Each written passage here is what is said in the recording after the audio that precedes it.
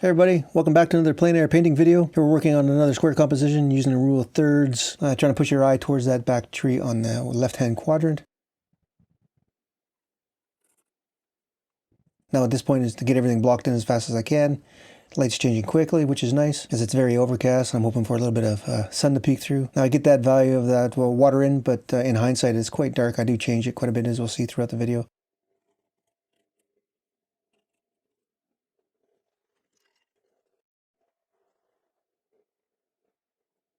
Now move on to the foreground grasses, throw in a little bit of reflection.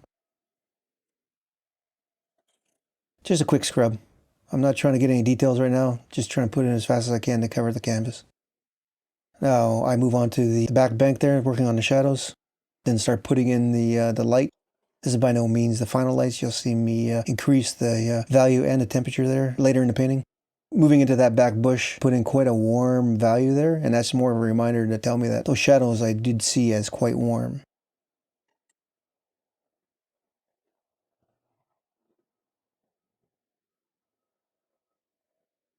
Next is path and distance. And you'll notice that I lighten it towards that tree area and I keep it dark towards the right, and it just creates a nice gradation so your eye gets pushed into that tree. Now move into that front bush, kind of a nice cool violet, which I'll warm up a little bit later, just trying to keep it nice and loose. Then jumping into the sky, and here I do the same thing with the gradation. I have a nice gray, blue, green there on the right hand side, and as I come through to the left, I lighten it substantially and I warm it up with some violets.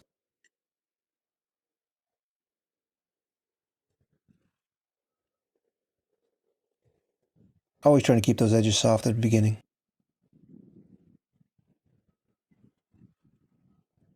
Now, since I have that paint on my brush, I'm just going to throw it down into the water, give a sense of unity.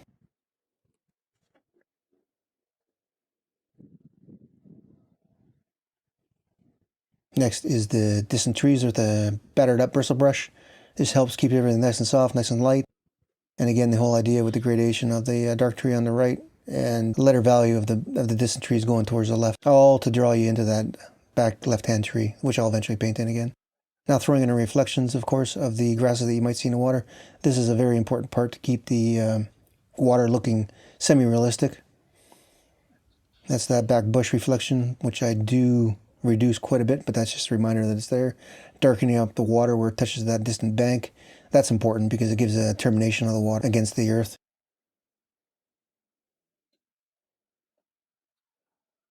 Really warming up that shadow now as a reminder to keep it warm. And then I come in and do my typical scratching that I do. This is a reminder to keep things loose, and it gives a note of distant grasses. And I put a nice line there where the light is hitting the top of that pathway. Just trying to keep that distant bush soft, changing the temperatures here and there.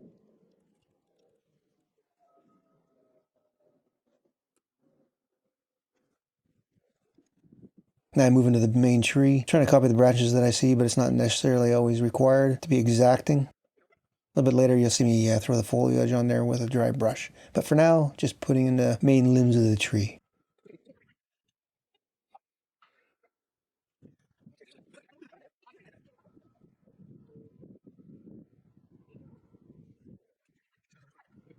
Throwing some minute detail in the background there.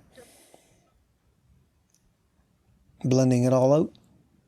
Throwing in some limbs that you might see in the trees on the right hand side. The illusion of detail.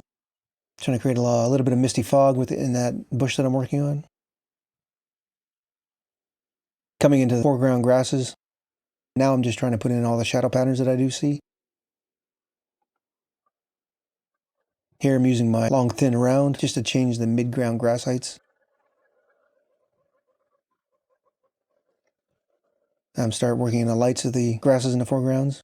And this is kind of just a temperature shift more or less for those lights.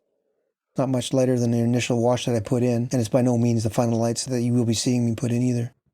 And at this stage, everything is nice and loose. All the edges I try to keep as soft as I can.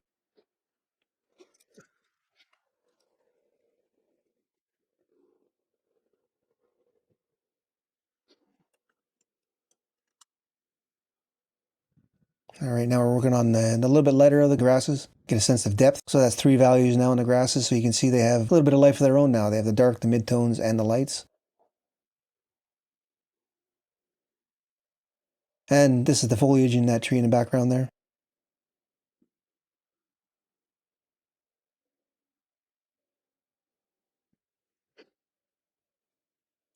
Here I'm adjusting the water for the third time, I think. Fourth, fifth time. Just a lighter value in a more of a blue tone. By then the light shifted quite a bit. So this, I think, is what I saw at the time. And it is really more or less the value that it should have been. And I think I do step it up a couple more times throughout the painting again. So you can see it's just an ongoing process. Throwing in a little bit of warmer tones with the pink or violet there really helps that water dance, gives it a sense of depth. Throwing in some grasses, right, getting a sense of detail without putting in a lot of detail in the background there.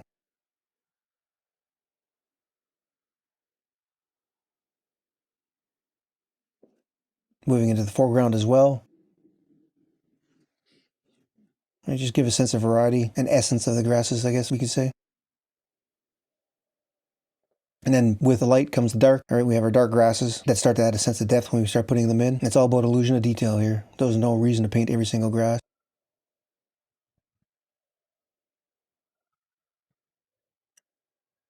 Said that grass needed a little bit of violet darks, so I threw in some violets there, and you can really see it helps sing with the yellow.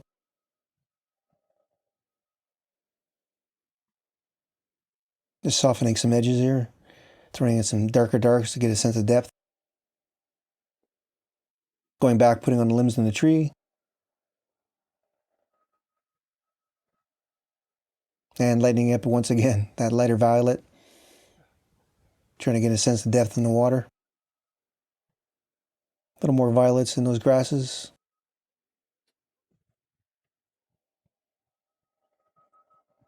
Then using that small brush, doing some scratches. Great technique for grasses. And then just putting in some distant people there, just for a sense of scale. And a little arbitrary detail here and there.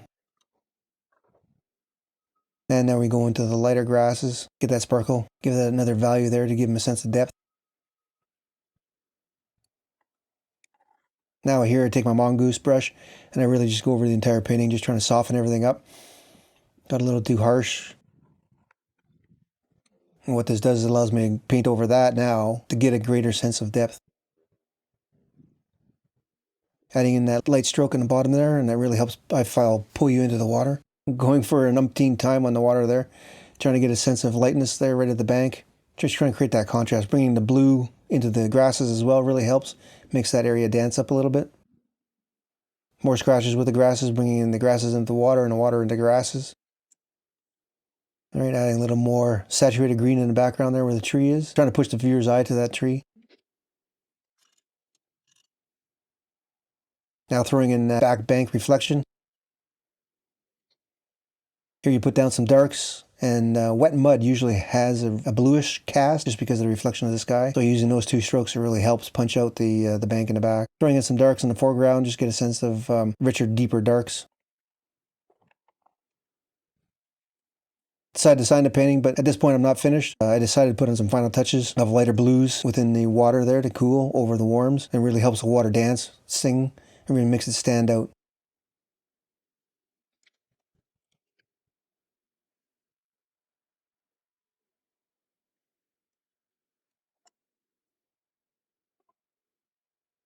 Decided that value wasn't light enough, so I put this in, and that was the last stroke. Thanks very much. If you enjoyed this video, hit that like button, share it with your friends. Cheers! This might be a good opportunity for me to tell you that I've created an account on Patreon. The support on Patreon will help pay for these YouTube videos, but it will also give me another avenue to provide exclusive content for anybody that joins. If you'd like to check it out, the link is popping up on the upper right hand side of this video.